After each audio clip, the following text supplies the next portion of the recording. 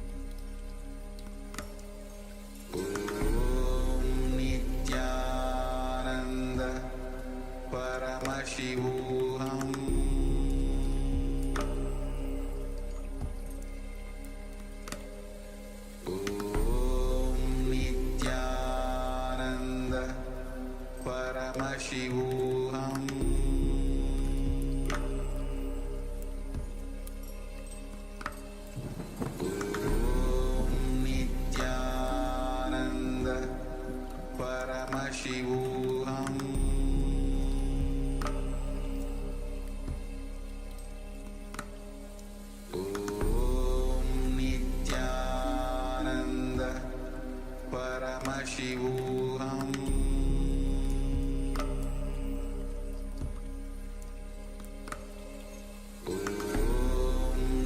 Nithyananda Paramashivoham.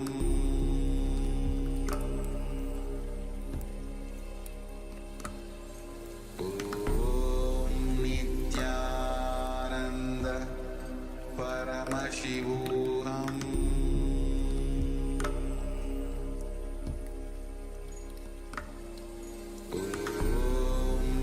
Nithyananda Paramashivoham.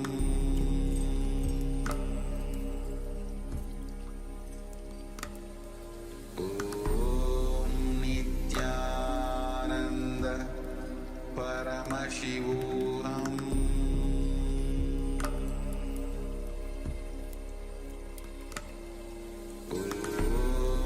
Nithyananda Paramashivoham.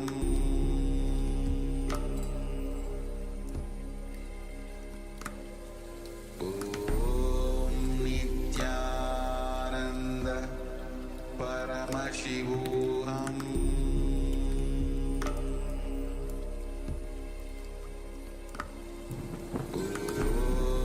Nithyananda Paramashivoham.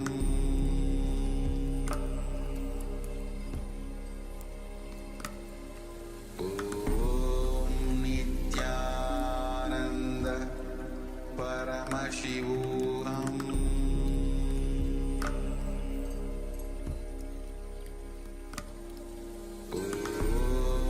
Nithyananda Paramashivoham.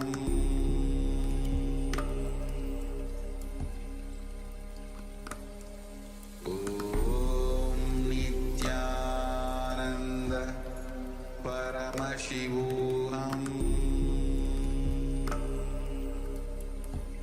Nithyananda Paramashivoham. Nithyananda Paramashivoham.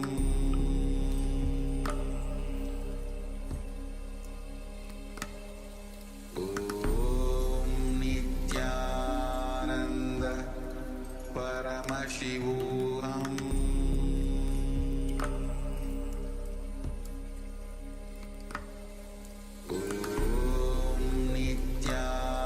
Nithyananda Paramashivoham.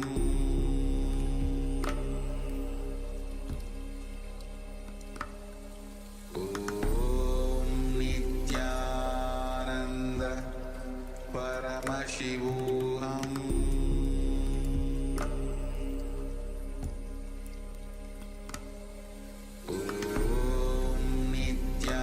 Nithyananda Paramashivoham.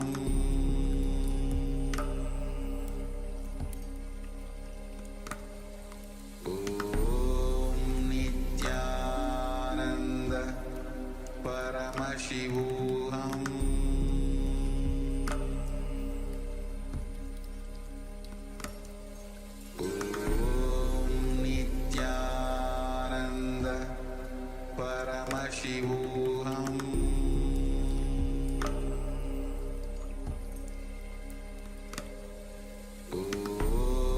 Nithyananda Paramashivoham.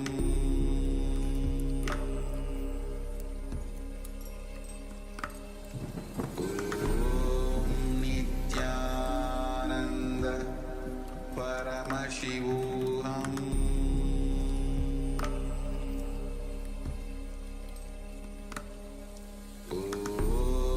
Nithyananda. Yes, you can relax now.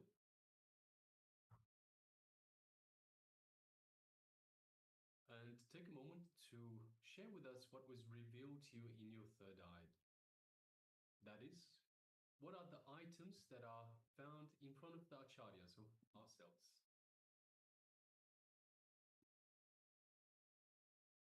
So it's important that you pen down everything that was revealed to you, whatever it was, don't have any judgments, don't have any doubts. Don't judge whether it's a small, insignificant detail. Everything that was revealed, pen it down. It could be the smallest detail, the most insignificant detail that you might think might actually turn out to be the most important, the key element.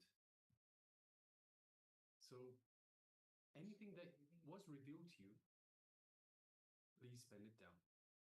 Write it down in the chat box.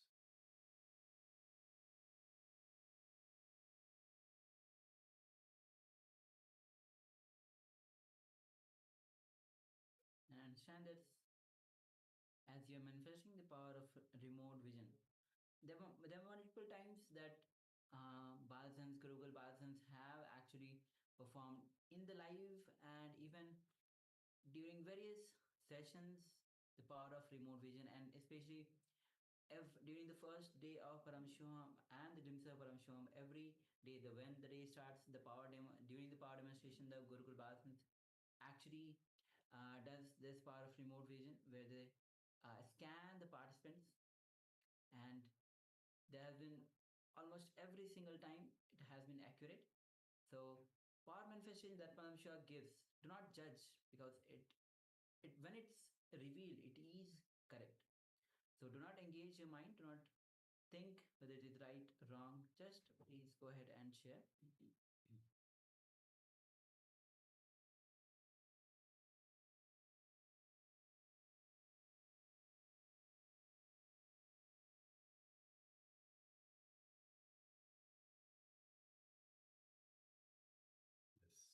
So we have sharing from Ananda Agora Rupini.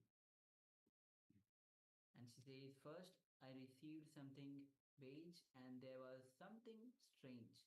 The moment I opened my eyes, I couldn't remember what it was. That's okay, Ma, no problem. Thank you for sharing. Yes. Okay. So we'll be now showing the items which we have one by one. So just requesting, just before we do, requesting everyone, so if we could have also Wong Man Kong Aya and also Ma Xing Wang, if you could please, if you did take part in this power manifestation, share whatever was revealed to you, no matter what was, or even if you weren't able to manifest this power, you can also let us know. Let us know if you had any challenges in manifesting this power of the remote vision. So take a moment and let us know how you experienced it, whether you were able to manifest or you didn't take part, whichever it is. Just let us know how you went. And also we are joined by Ma Xiao Nithyananda. Yes, Ma Xiao Nithyananda. Yes. So please go ahead and share your revelations of this power manifestation. Then we'll move to the verification where we'll be actually showing the objects which we have in front of us. So it is important. See, we are here to serve you. We are here to help you achieve whatever your goals are for attending this this program. So whether you're here to improve your power manifestation, whether you're here to have your desires manifest in your life, whatever the reason for you attending this program, we are here to help you. So for that reason, it is important that you take part and communicate with us. Let us know your challenges. Let us know what you need help with, and we can guide you along. We can help you to achieve your targets, help you to achieve the reasons why you are attending this very program. So once again, ourselves, the acharyas, we are here to facilitate your growth, to facilitate in whatever area of your life you want. So whether that is, as I mentioned, whether it is in terms of manifesting your desires, whether it is better relationships, but wealth, health, all of that. So we are here to help you achieve those goals, achieve those targets. So it is important that you let us know what your issues are, what your challenges are, so that we can actually help overcome those challenges, those issues. So the power manifestation is a very important stage in having that feeling connection to the divine. So strengthening the feeling connection to the divine. It is through this divine that everything is manifested. So we're not just talking about the power manifestation. In fact, everything in this life is a power manifestation. We are Paramashiva, so we must understand this is the first key. We must understand we are not human beings having a spiritual experience. We are spiritual beings having a human experience. And deep down, we are all one. We are all made of the same stuff. Just as Swamiji was saying earlier, your reality is made of the same stuff as your dream. Similarly, we are made of the same stuff as the superconscious energy. We are of this superconscious energy that is Paramashiva. That is what we call Paramashiva. So because we are Paramashiva, we have access to Paramashiva's powers, all the powers, the superconscious powers. And so it is Paramashiva that manifests through Paramashiva, through ourselves. So it is important that we kindle this feeling connection to the divine, to the superconscious energy. So everything in this cosmos is energy and intelligence, energy and consciousness. So it is only through kindling this feeling connection to Paramashiva, to the divine, to the superconscious energy and intelligence and consciousness that we are manifesting anything and everything in our lives. So once again, whether that is power manifestation in terms of remote vision, in terms of consciousness over matter, where we move the coconut out of our hand or the fruit out of our hand, whether it is third eye vision, or in fact, if it is manifesting your desires, so whatever your desires are, all of that is a form of power manifestation. So for that reason, it is important that you communicate to us so we can help you achieve whatever you desire, whatever your aims and goals are for attending this very program. All right, so let us now move on to the verification stage. So we will shortly show you the items that were in front of us this time. So we have Mananda Gaurarupni that says something beige and something strange. All right. So we'll be slowly displaying all the items that we have here. You can see it's some kind of looks like some case. If you just open it, it's a mirror. Yes. And I actually found that very strange, Ma. So I don't know if that's what you're referring to, but I found it very strange that a mirror is inside one of these cases. So for me, this was very strange. So when I saw you write something strange, I thought that must be the, but yes, you can let us know. And next we have the guaranteed solution book, of course, from Swamiji, from Lust to Love. And this it's a quite popular book. All of you must have heard of this book. Swamiji has given all sorts of solutions in this book. So it's a must read book from Swamiji. So all the participants on the YouTube, in the Zoom, you can always go through this guaranteed solution. Any fears that you have, any worries that you have, any ups and downs that you're going through, this book will give you the solutions to everything. So one way you can use this guaranteed solutions is to simply ask Swamiji a question, and while you're concentrating, while you bring awareness to that question, then you can just open the book at whichever page, and that will be the solution that Swamiji is providing for you. That is that solution that Swamiji is saying, implement this in your life. So it is a very powerful tool. And one more thing about the book is any kind of problems that you face in your life, all the internal problems that you face, every solution is there in this book, the guaranteed solution. So it's a very much recommended book. You can always look for that. Even you can download this and book and read this fine solution. Yes, so you can download this book freely from our website. And yes. And the next is a pen that I have in front of me. So it's a kind of a blue color and white color. So yes. And finally, we have a cup. So just a pink and cream cup. that is sitting here in front of us. So yes, these are the items that we have in front of us. So yes, thank you very much for participating. So Man and Agaropi, thank you. So beige, I think the book itself, the cover has some color that is similar to beige. So I think this was the beige that you might be referring to, and perhaps this was the strange thing, the mirror, perhaps. So once again, so that is the mirror. All right. Yes, all right. So thank you all of you for taking part, manifesting this power, and requesting all of you as we go on. We'll be having a few more rounds of the power manifestation, power of remote vision. So make sure that you are taking part. The more and more you manifest the powers, the more oneness grows in you. The conscious, the super conscious breakthrough that you have been waiting for we don't know how many lifetimes. Even you might have forgot in this lifetime, but you are here. That means you have been looking for that super conscious breakthrough for many lifetimes. So with this, now we'll be moving on to the next session, and the next session is going to be on the science to make the physical layer strong. So physical layer, which is the layer which we can see, which you can feel, we can made of flesh and bones, the food that we eat. So how it's a very integral part of us. So how to make this physical layer strong? So Swamiji will be revealing the science of this. So please come to the space of listening and let's begin.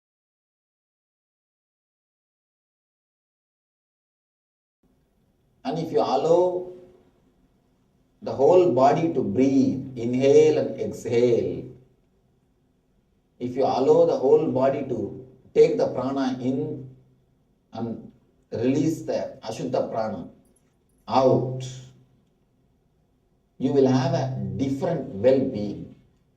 Different well-being. Now we are going to have the technique.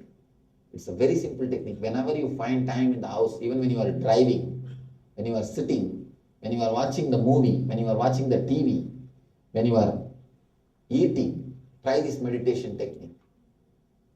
Just allow the body to inhale the prana and exhale the Ashuddha prana. It's a simple technique now we will be doing. You will see immediately the whole body is refreshed. Whole body is flooded with energy. Actually, you are allowing your whole body to work in its own rhythm. See, when a child laughs, you can see the whole body will laugh. When child does anything, the whole body will be involved. Have you seen the child eating? In the left hand, right hand, applying the whole body. It eats. Anything, the whole body is involved. When it laughs, the whole body is involved. Started.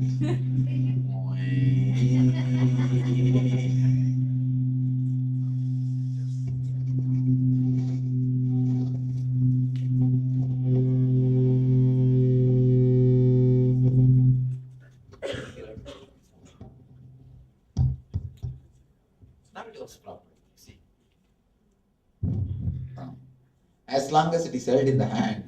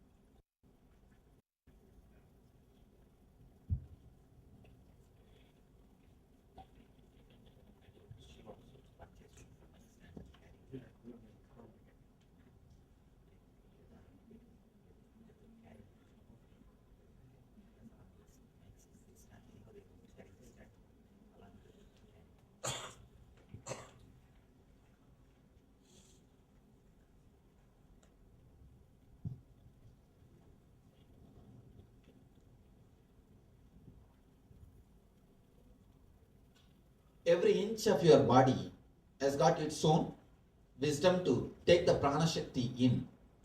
One more thing, prana does not mean air. Prana is not air. Prana is air energy. It can take in, breathe, inhale and exhale, not the air, but the energy. Energy which you gain through the air. What are the reasons we don't breathe? First thing, we don't live throughout our body. Why we don't live throughout our body? 2-3 reasons, 2-3 main things. Why we don't live throughout our body? First reason, an important reason. The moment you start thinking somebody else's body is beautiful, you stop living inside your body totally. The moment you create a supermodel for you, if you are a male, you will have some actor, foolish fellows photograph in your room and go on doing this. And wanted to look just like him. Go on dressing him like him. Dressing like him. If you are a female, you have some actors, Miss Universe or Miss World or something, continuously applying the lipstick just like her. Continuously painting the face like her, or continuously trying to dress like her. The moment you start thinking somebody is beautiful and you want to be that like that person, you stop living inside your body totally. Please understand. One more problem. Unless I move my hands, I don't speak. I speak more with the body language than with the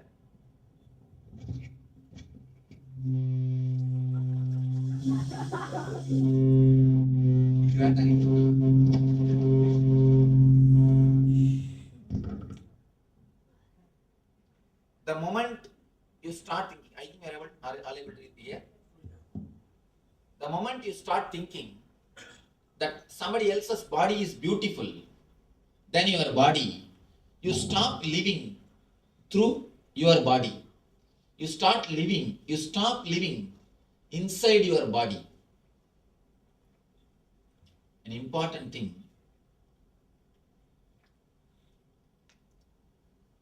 I'll come here.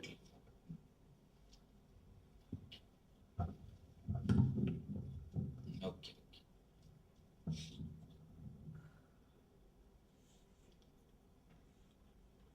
The moment you start feeling somebody else's body is beautiful, you should look like somebody else, you stop living with the whole area of your body.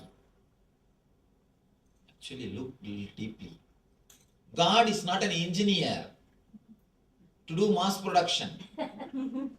God is not an engineer to do mass production. He is an artist. He paints every one of you. He carves every one of you. He creates every one of you. If God is an engineer, then we can have mass production. But engineer fools, you can see. Only they can do the mass production. God is not an engineer. He never has got his own mold. Just forge, chop, chop, chop. No. God is a painter. God is an artist.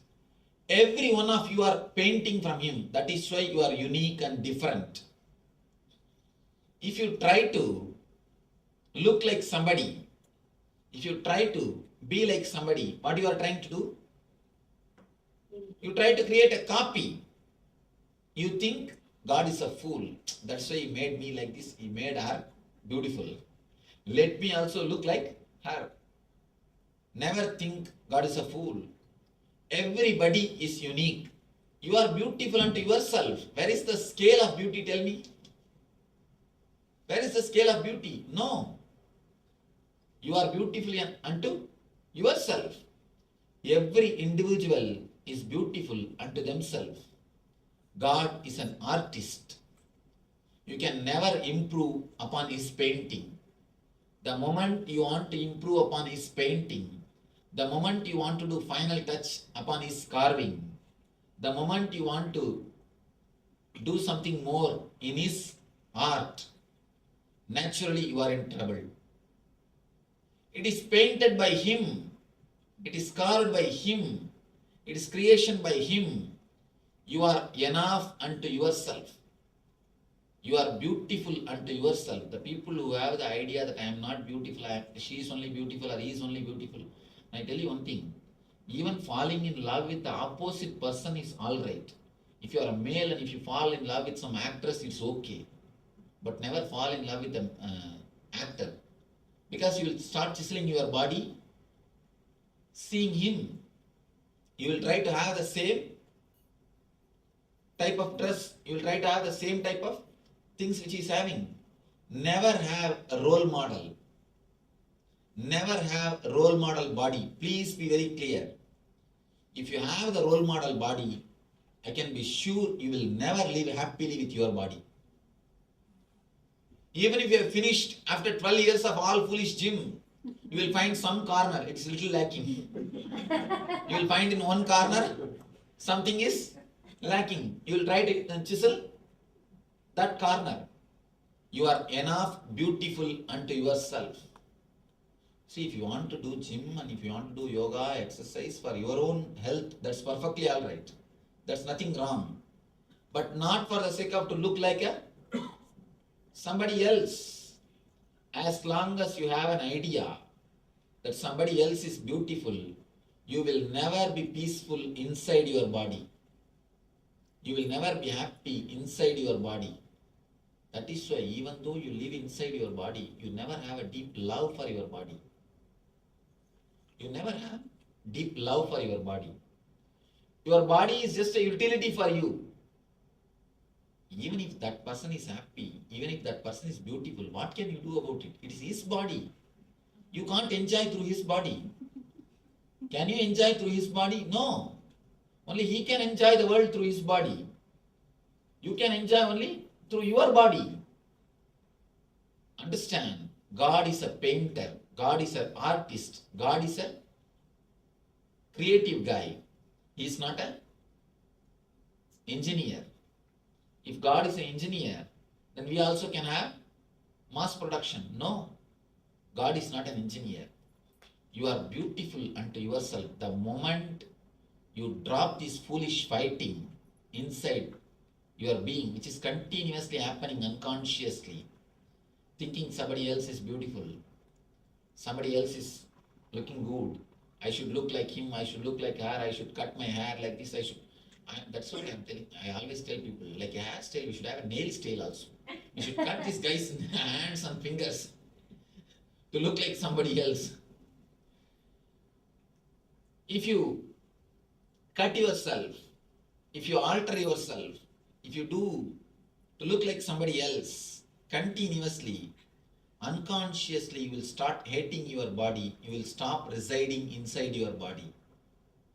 You will stop residing inside your body. You will not live inside your body. First thing, understand, your body is beautiful unto itself. You are enough unto yourself. You are beautiful for yourself. Where is the scale? Tell me. Where is the scale? In early times in China, they used to believe if your legs are very small, you are very beautiful. So women used to wear the steel shoes. Shoes made out of iron in the young age itself. At the age of 10, 11, they will put that shoes. And the women will have very small leg. Even if they are 25, their legs will be just 15-year-old, 14-year-old. It's like a bonsai. Have you seen the bonsai banyan tree and bonsai trees? Just like that. Your legs will have only that size. And in the tribal area, people used to believe, in Amazon tribal area, they used to believe the more your lower lips are hanging, the more beautiful you are. And they used to put a big ring on it. Big ring means don't think this size ring, this size ring. Almost like a car wheel. They will hang on the lower lip and it will be hanging like a dog. Poor guys. And beauty has got their own, people have got their own ideas about beauty. The moment you drop the idea of beauty and you start enjoying your whole body, a new grace enters into your being. A new grace starts happening to your beauty, being. People come and ask me, Swamiji, just after ASP and NSP, in 15-20 days, my face has changed, Swamiji. So many people come and tell me, my face changed.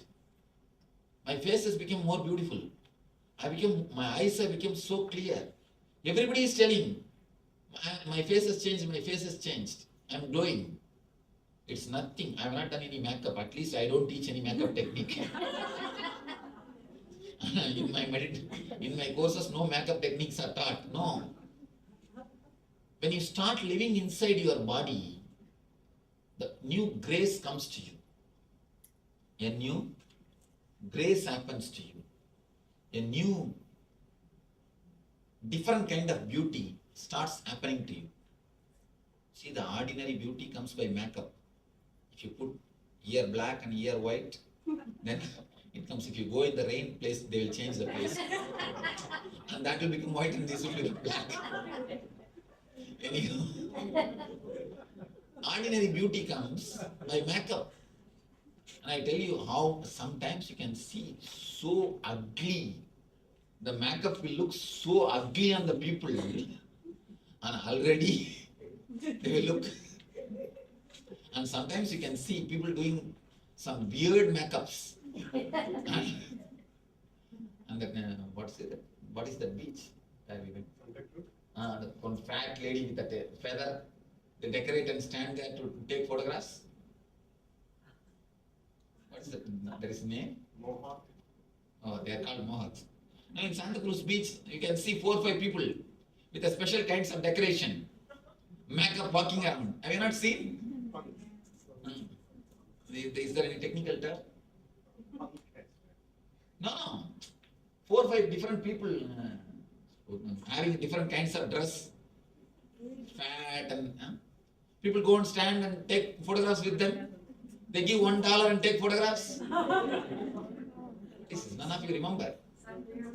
Huh? San Francisco. In San Francisco only. In San Francisco, if you go to that beach, Pier 39, people, different kinds of makeups, with different kinds of weird makeup. People walk around there. You can go and stand and have a photograph with them. Sometimes the people makeup just looks just like that only. It almost looks like that only. See, so-called beauty comes by makeup. The more you do the makeup, the more you hate your body. People always think, I do makeup because I love my body. No, never. Never have that understanding. You hate your body. That is why you want to look like somebody. So when you want to look like somebody, you do all makeup. Maintaining the body is different and doing makeup is different. If you maintain your body, you love your body. The more you do the makeup, more you hate your body. You want to look like somebody else. You want to behave like somebody else. Stop that foolishness, which is in your unconscious mind. The moment you understand that I don't have to look like somebody else, I am enough unto myself, you will have such a deep peace and calmness and relaxed feeling, the easiness inside your mind and inside your body. You will have such a deep, cool feeling flowing all over your body. Continuously you will have that coolness. The moment you relax into your body, the moment you say, there is no need for me to imitate somebody else's size. My size is enough. This is the way I am. This is the way I am beautiful. What is the wrong? There is no scale. In India, Buddhas are always carved as a very masculine, a small hip and a broad chest. In Japan, Buddhas are always carved as a big belly. Because belly is considered to be the beauty in Japan. In Japan, you can see all Buddhas are with big belly, laughing Buddha, all Buddhas. But in India, Buddha means very masculine, like an athlete. Understand? It is just social concept. Don't internalize the social concept to destroy your body, your immune system. The more you hate your body, the less is the immune system works. The more you are happy with your body, the more you are relaxed with your body, the more active your immune system. Just for the sake of society's rubber stamp, you are beautiful, you are ugly. Do you want to destroy your health? It is an unconscious process. The more you are away from the body, naturally, more you suffer. What do you think as pain? Understand the pain. If you are not giving enough of your awareness and attention to your knee just begs your attention, begs your awareness, begs your consciousness, begs your energy. That is what is knee pain. Most of you never live with the whole body because of this idea. This idea is a cancer, understand. The idea that somebody else is beautiful and you are ugly is a cancer in your mind. That is a potential cancer. That is the seed of the cancer. Drop that idea first. Never have model. That is why I always tell people, if you have even if you fall in love with some actress, nothing wrong. You will have at the most only some crazy dreams. You don't disturb your health at least. You may do something, but you will never disturb your health.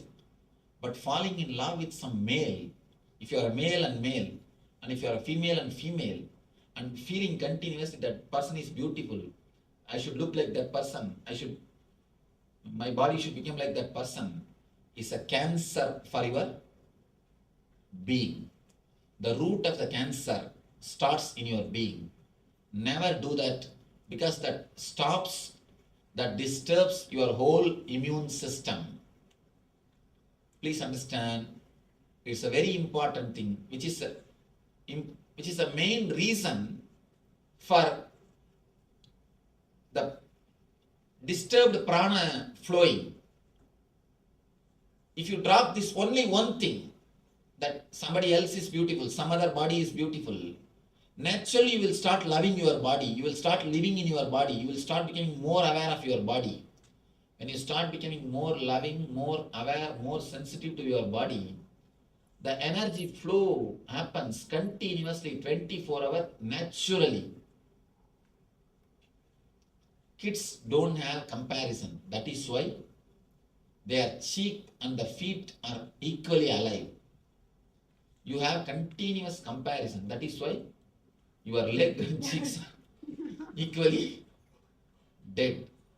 Never compare with any other body. And I have seen, even whom you think as supermodel, if you just stay and live around them, you will understand the whole idea of beauty will be lost. I tell you, all your supermodel idea, Miss Universe, Miss World idea is just your idea as long as the distance is maintained. If you go near and live just for 10-15 days, all the ideas will, all this concept of beauty will disappear. That is why they call honeymoon. Honeymoon how long? 15 days. And the concept of beauty also will disappear in 15 days. Have you heard the word honey sun? Never. It's honeymoon only. Because in 15 days the concept of beauty will disappear. With any supermodel, with any Miss Universe, 15 days is maximum if you are intelligent. If you are less intelligent, maybe 1 year. If you are little more dull and dumb, dead, an idiot, maybe 1.5 years. Not more than that. Even for buffalo, in 2 years you will understand. The whole concept is just a concept, just an idea of beauty. The beauty is just nothing but the idea of beauty. But this idea goes so deep inside you and makes you to do such crazy things, and totally your immune system stops. Your prana flowing totally stops. And once in a while, at least half an hour, lie down in the water. Water also gives you energy. At least half an hour. Because from water you can take prana. You are from fish. Understand? You are from fish. Your body has got still the intelligence of the fish, taking prana from the water. So that also will help. Once in a while, lie down on the ground. Of course, in the naturopathy they do. They, in a separate room, in a private room, they lock and you are supposed to lie down in the naked body on a floor, on a mud. That they call it mud bath. Of course, here you can't lie down in the naked way, but at least. But here, no mud at all. That's a big problem. See, even in your room, if you lie down, you will be lying down only on the carpet. Lying down on the carpet is not going to help. At least in a water, that's a practical thing. At least in a water, lie down. No, grass is not going to help. Bathtub is okay. Bathtub will help to absorb the water energy, but grass is not a earth energy. It has to be earth. No, grass itself is a different kind of thing. See, when I say mud, just totally the naked body, the whole body should touch the mud and you should have the mud all over your body. How about the beach? No, even beach is not mud, it's a sand. It's What about the marble or granite floor? No? Swamiji, we have mud baths here in a place called Calistoga. Yeah, but we don't, but Swamiji, here they have some mud kind of thing. They, you get it in the bottle. You get to put it in the bathtub and you can. one thing, no artificial things. It should be totally natural, especially the snake hole. That mud is the best, but not with snake. Just What about that flower no. that they put in the pot? That mud. No, not anything artificial will not work. Anyhow, at least have these two. Have at least lie down in the water so that your body can take the water energy. These 2-3 tips. First thing, mentally relaxing, mentally falling into your body. Again and again emphasize, falling in love with your own body. Falling in tune with your own body. Not continuously working on somebody's sizes or somebody's beauty. These 2 things. First, stop interfering your pains, your reequipping process, regeneration process, and start encouraging your innate immune system, innate immune healing capacity.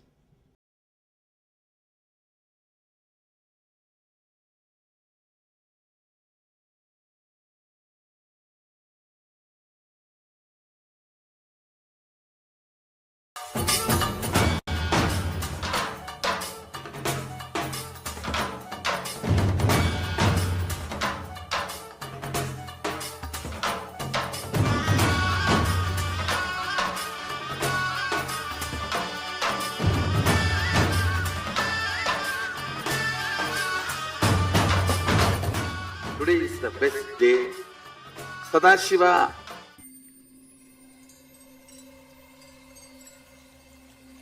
I welcome you all with my love and respect.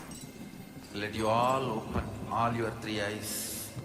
Om Nithyananda Paramashivoham.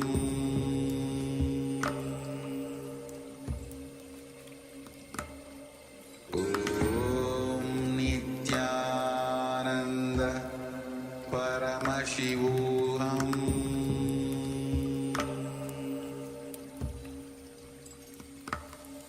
Om Nithyananda Paramashivoham.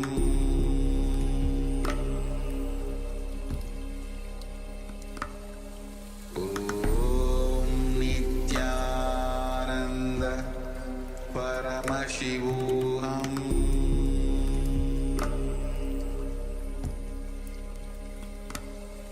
Om Nithyananda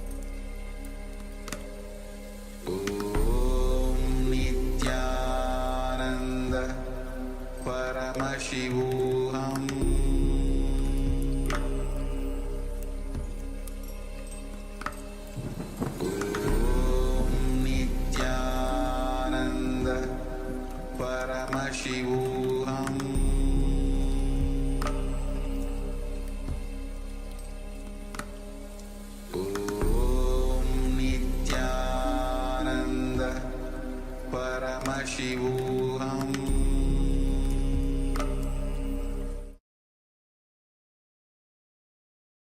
Yes, welcome back.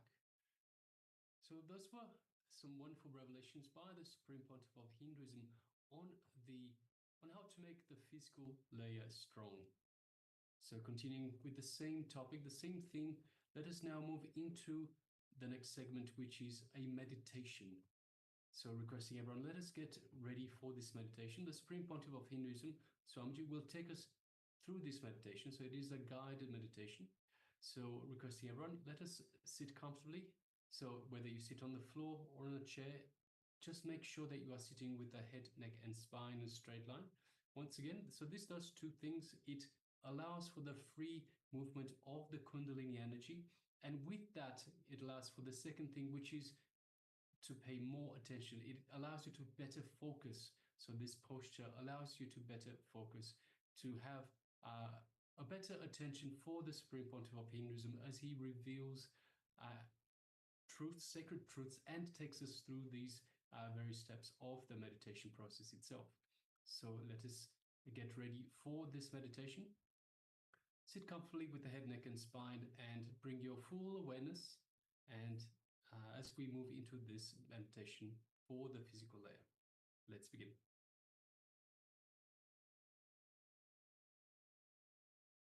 Let's make sure you all settle down comfortably. This is going to be an extensive process, so make sure you have a quiet and calm space around you. Maybe you want to inform your family or roommates if you are in a shared living situation. Make sure that you're not getting disturbed during this meditation. And let us settle down. We can prepare just by breathing calmly. And then Swamiji is going to guide us through this meditation. Let's begin.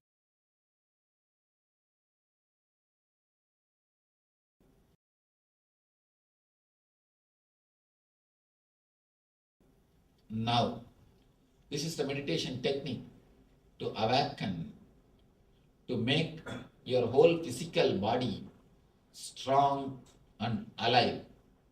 When I say strong, I don't mean the animal strength.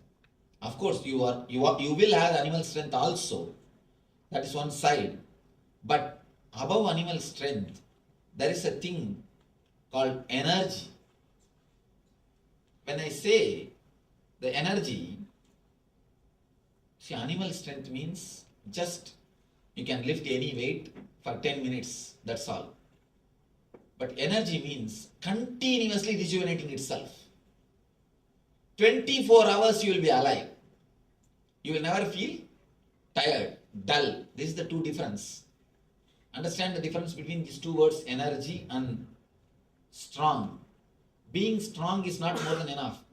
Beef and all this type of food gives you strength. You are very strong. I read a quotation in some vehicle. 1 week without beef, 7 days without beef makes 1 week. Week, W-E-E-K. Beef advertisement. I was thinking, surely it is not true. Never think it is true.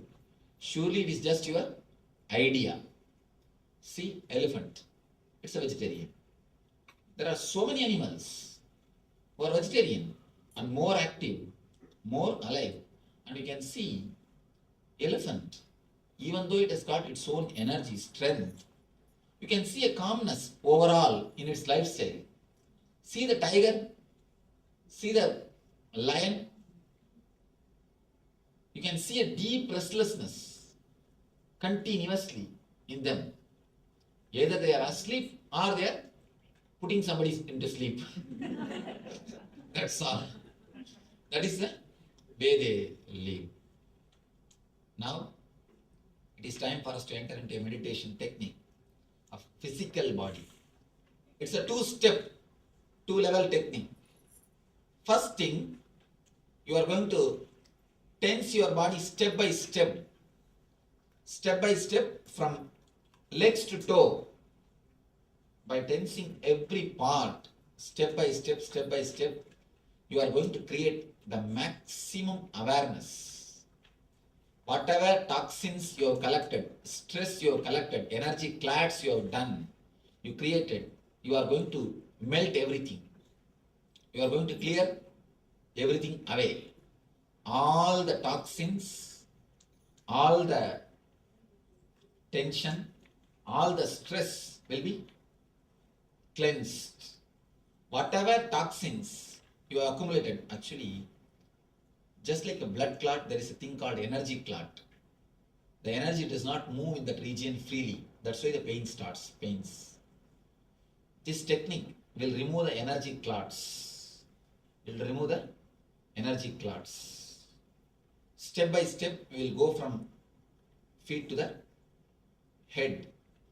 Next, we will come down from head to feet by breathing, inhaling and exhaling every individual part. You will visualize every part step by step, inhaling and exhaling individually, independently. Example, head means visualize. Just the head is shrinking and expanding. It is taking the prana shakti in, leaving the ashuddha prana, the vipana in, the apana out. Taking the prana and it leaves the apana. The pure energy is taken and impure energy is exhaled.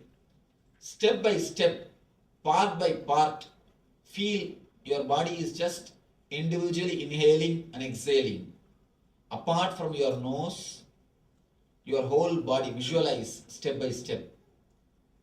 This will awaken the innate healing capacity, innate healing intelligence of your body. It will awaken the innate rejuvenating capacity of your body. Understand? First we will go from down to up by tensing it. Second we will come from up to down by breathing, totally relaxed and utterly breathing every part of the body. So this will remove all the pains and it will totally awaken the healing capacity, healing intelligence of your body. Any doubts in the meditation technique? I'll guide you. A step mentally, create maximum pressure in that area. Create the maximum, if your leg means, just feel mentally you are creating a maximum pressure in that area. Feel as if you will burst. Create that much of pressure and tension in that area as much as possible. Step by step, I myself will guide you. Please get ready, remove the chairs. You are supposed to lie down, so make enough space now itself to lie down and tie the ribbon.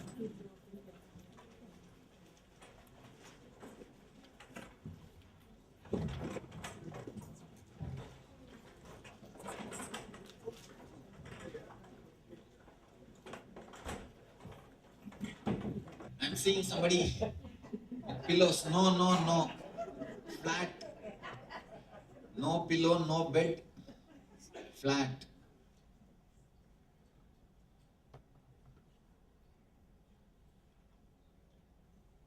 Somebody is getting ready to sleep.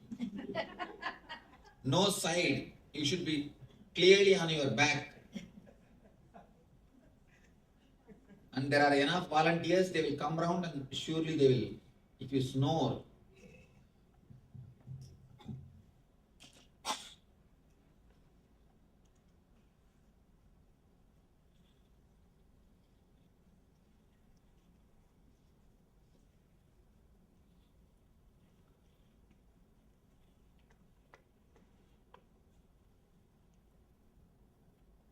Start inhaling and exhaling as slowly but as deeply as possible. Hands should be in a relaxed position, in the side. Put your hands in the side, not on your body. No pillow, no bed sheet.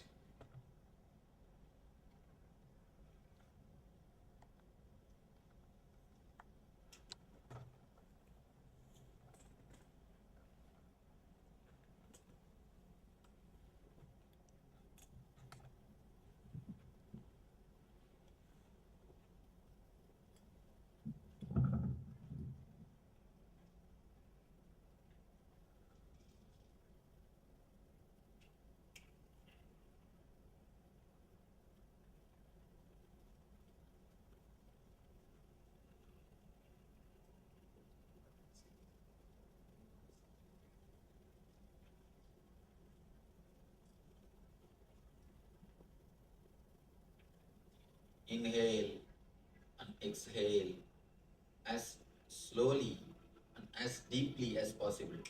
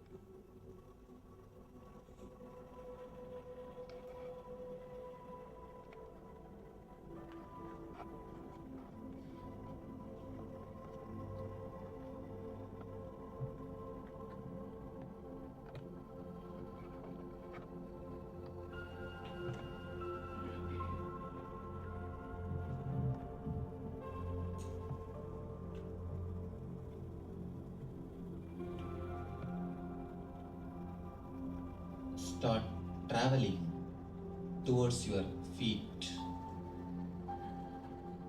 Slowly, very slowly, start moving towards your feet. Concentrate on your feet. Bring your mind to your feet.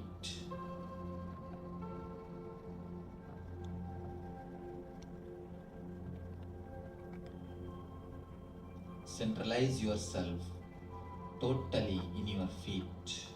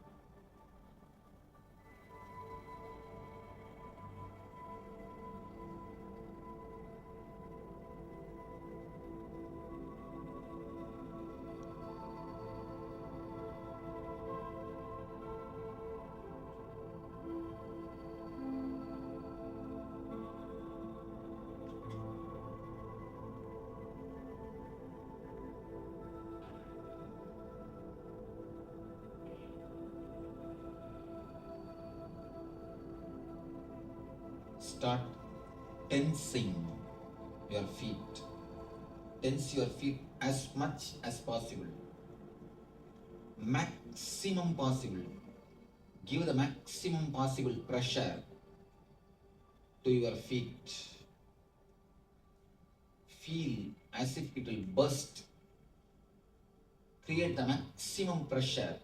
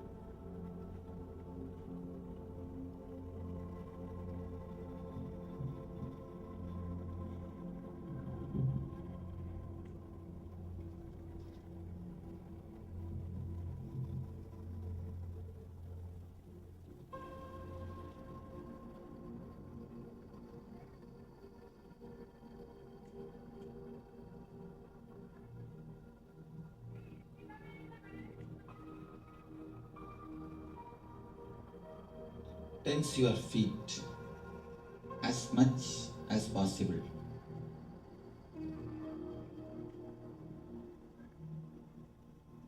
Create the maximum tension, don't relax.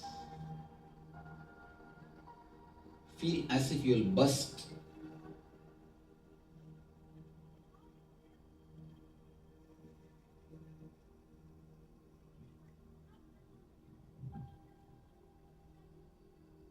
Come to your ankles. Tense, start tensing your ankles.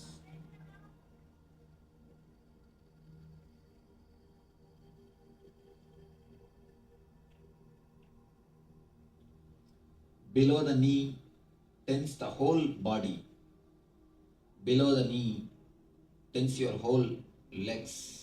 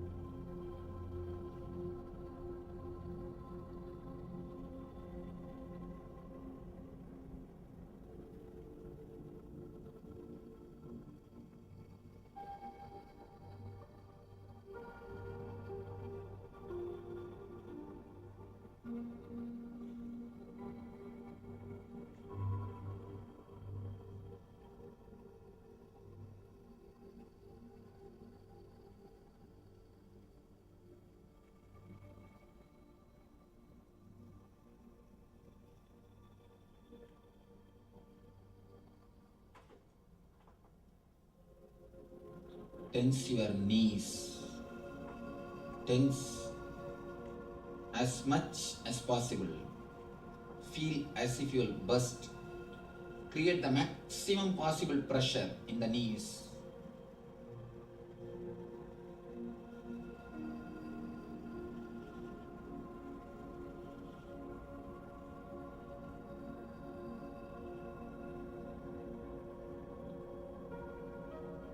Don't relax, just tense.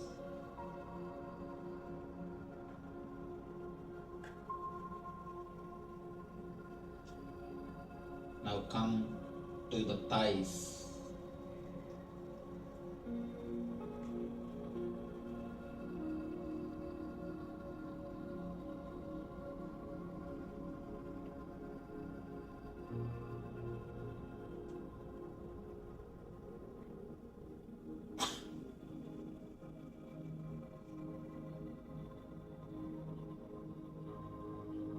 Tense your thighs as much as possible. Create the maximum pressure in your thighs.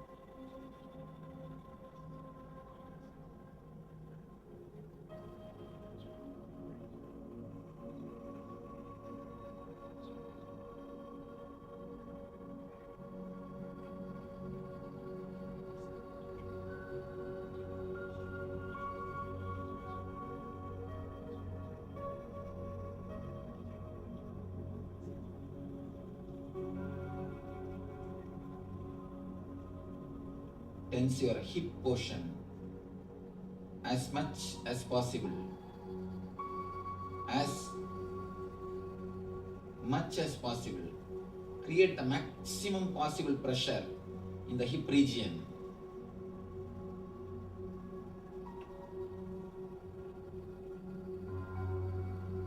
Feel as if you will burst.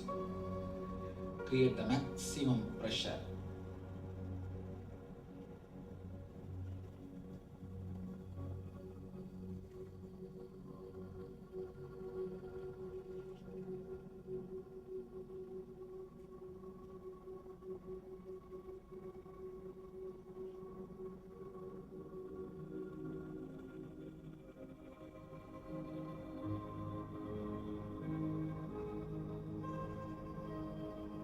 Come to your stomach, navel center. Create the maximum pressure in your navel center.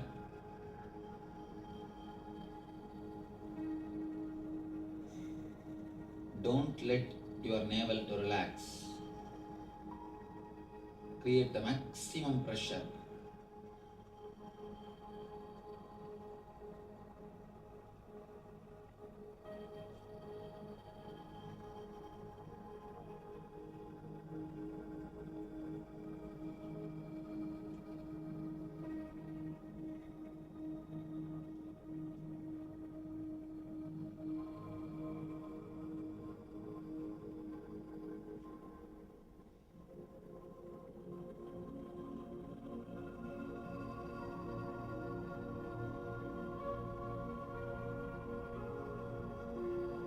Create more and more pressure. Don't allow your body to rest. No movements.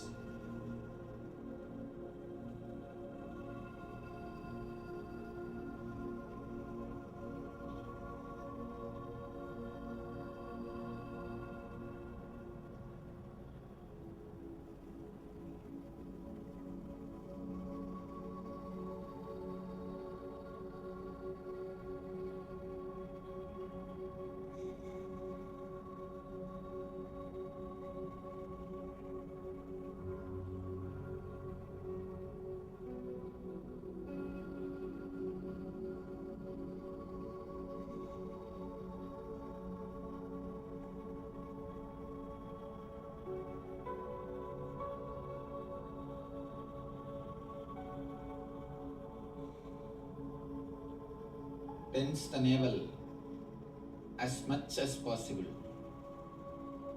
Create maximum pressure inside the navel.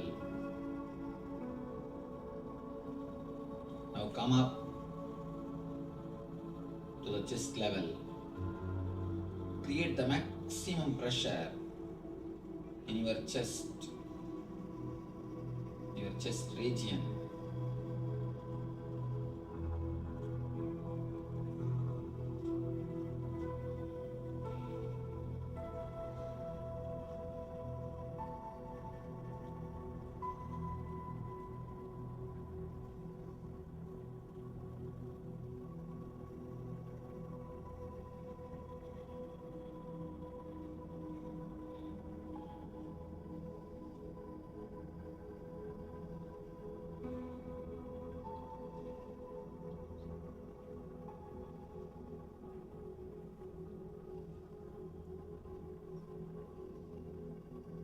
Create the maximum pressure, maximum tension in your chest region.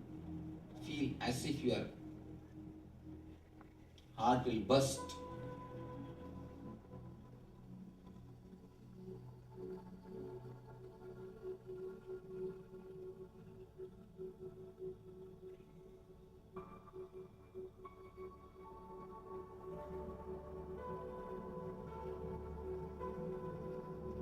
Tense your shoulders and hands. Tense your shoulder region and hands. Create the maximum pressure in the hands.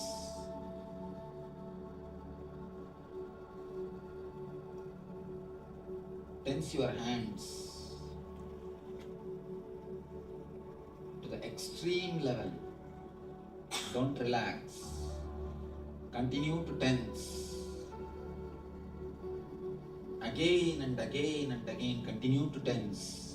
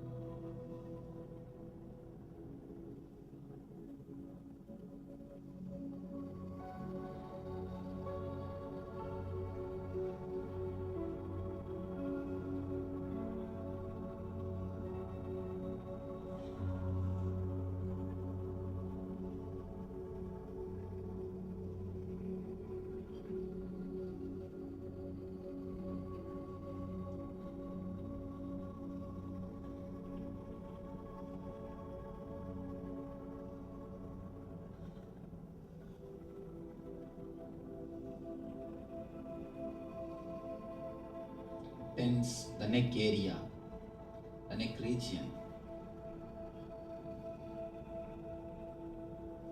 Bring the maximum possible tension.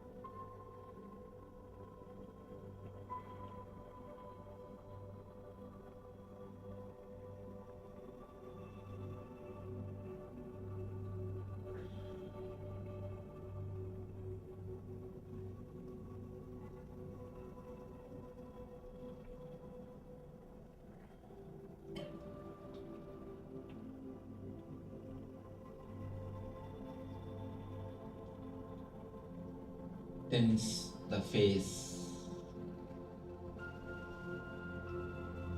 Tense the whole face. Eyes, ears, mouth, cheek. Tense the whole face.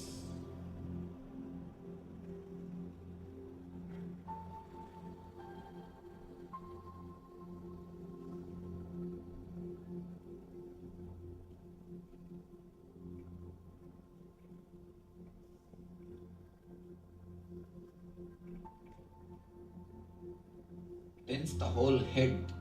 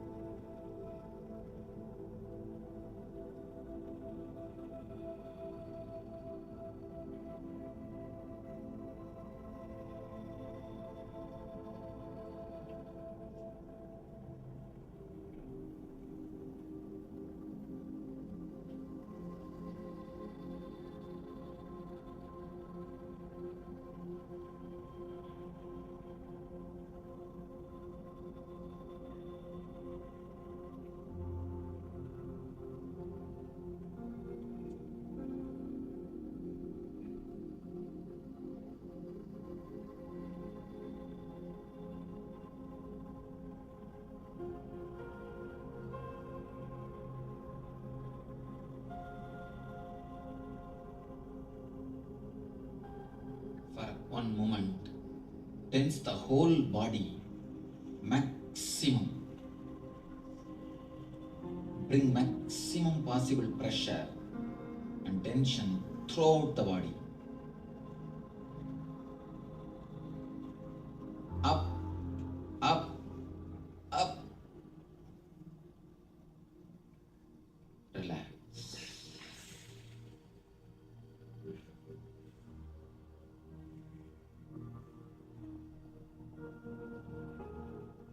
Just relax.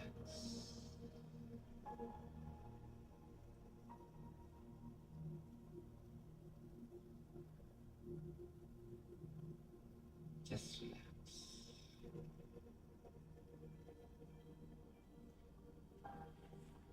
Slowly, very slowly, start visualizing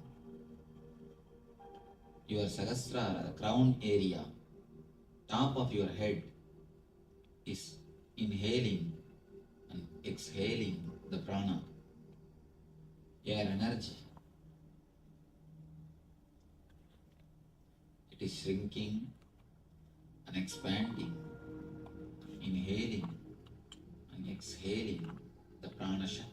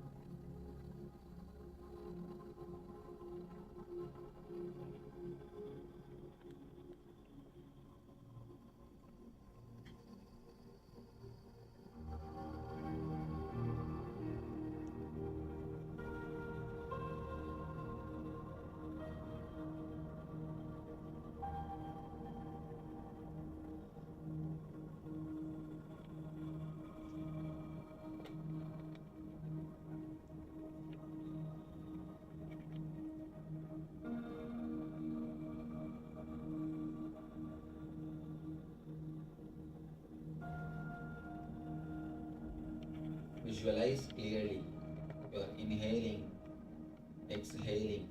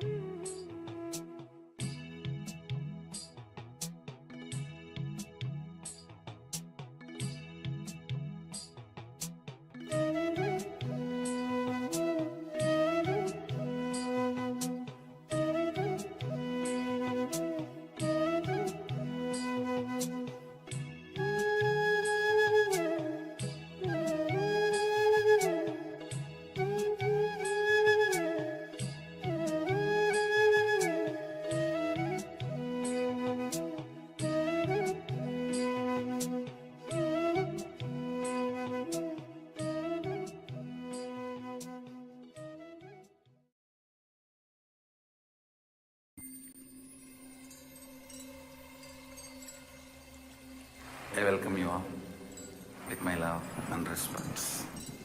Let you all open all your three eyes. Om Nithyananda Paramashivoham.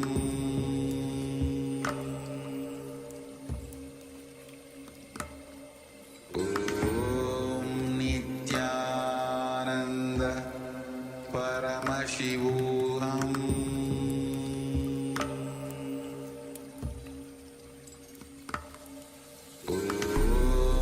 Nithyananda Paramashivoham.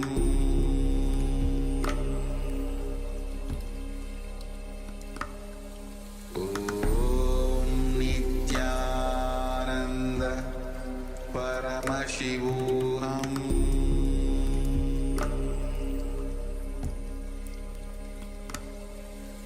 Om Nithyananda Paramashivoham.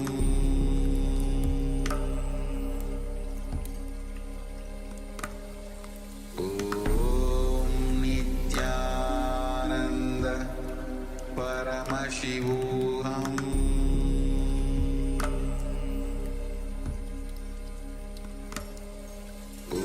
Om Nithyananda Paramashivoham.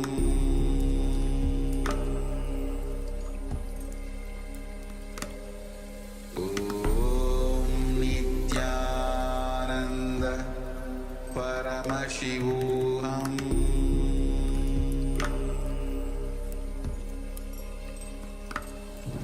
Om Nithyananda Paramashivoham.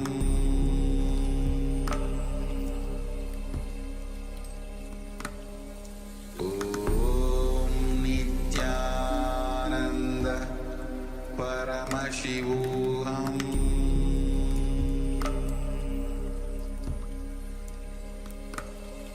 Om Nithyananda Paramashivoham.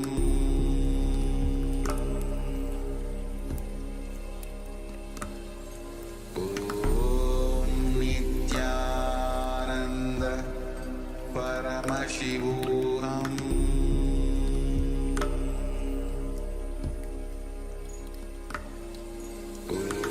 Om Nithyananda Paramashivoham.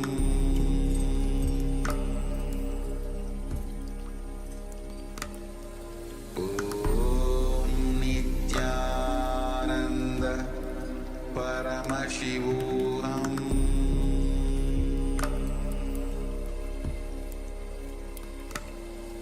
Om Nithyananda Paramashivoham.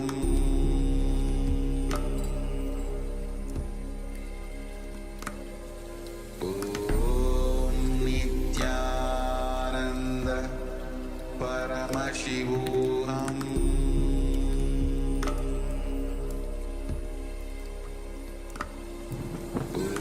Om Nithyananda Param. Yes, Nithyananda, all of you. After this beautiful meditation process, requesting all of you to share your experience here in the Zoom chat, YouTube, Facebook, wherever you're tuning in from. Let us know your experience and let's get ready. The darshan preparations have already begun, and we're going to have the causing segment with the girls team. So we're going to transition over, and we hope to see you all again after the darshan for the continued acharya sessions. We're going to have power manifestation and more jnana segments. For now, let us all get ready to receive Swamiji today, and hope to see you all again later after the darshan. Nithyanandam. Nithyanandam.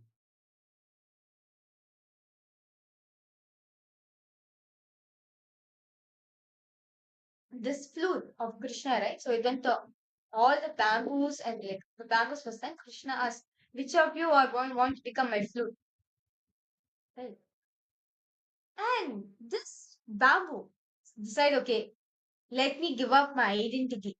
Let me give up my identity and let me hold the Krishna's hand. He has mature understanding that I'm going to be with Krishna forever. Understand? If I sacrifice myself, my identity, if I decide to drop my ego, become open, I'll be remembered forever with Krishna. This bamboo decided to be a hollow. So naturally, what did Krishna did? He took it and made it as a flute. It is through that only the beautiful music was being played, and all the gopikas was able to enjoy the beautiful music Krishna was blowing through his flute, playing through his flute. Gopikas are jealous, right? This being Krishna 24/7. How is it? Like literally, it is only through Krishna's grace that this flute is even giving. Like even the sweet, melodious music also, it's only because of Krishna. And how this flute is. So Gopikas was jealous about it. Ask the flute, oh flute, what is this? How come you don't get the opportunity to be with Krishna 24/7? To be with him every time? How is it possible? The flute said, I just decided to be a hollow, that's all. I decided to become a hollow bamboo and allowed him to float through. That's the only thing that is how I am where I am right. And understand? So, actually, throughout the courtyard, like if you see around the courtyard, the bamboo trees was there. Okay, and each of the bamboo trees actually are rishis. Each bamboo is a rishi actually.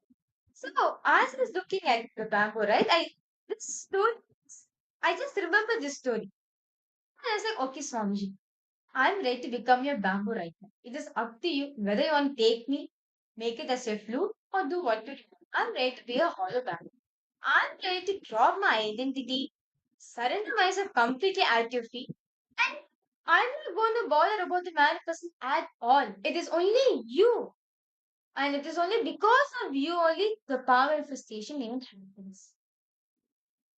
I just sat close and I just dropped what was there in my inner space. With all my three eyes, I just stared at the coconut very intensely. And the person, right, the devotee was holding the hand, the coconut was starting to tremble, just starting to vibrate slowly, very fast, it's starting to vibrate. Like it was vibrating in the hand, and immediate, like after few seconds of my like vibrating to its peak, it just jumped from her hand to her lung. She was like, the coconut jumped. She was like, the coconut jumped. And she was like, Mom, what did you do, Mom? For 1.5 hours we were sitting, and what just happened? I said, Ma, it is just the Swamiji. When you allow him to transcend, it's only through that oneness space only. When you decide to drop your ego, when you decide to drop your ego, simply power manifestations start flowing through. And see, actually, I would also like to share a similar incident. Actually, this was also during the courtyard time, and for the same power of consciousness of matter. So, how Mahavira was sharing that her head was not moving. For me, when after Swamiji went and after Swamiji initiated was all, I went and I sat and I was thinking, how is matter going to move? How can I do this? But I was like, okay, let me try, let me sit and do. Swamiji has initiated us. So I sat and we can literally not even 2 minutes to coconut. And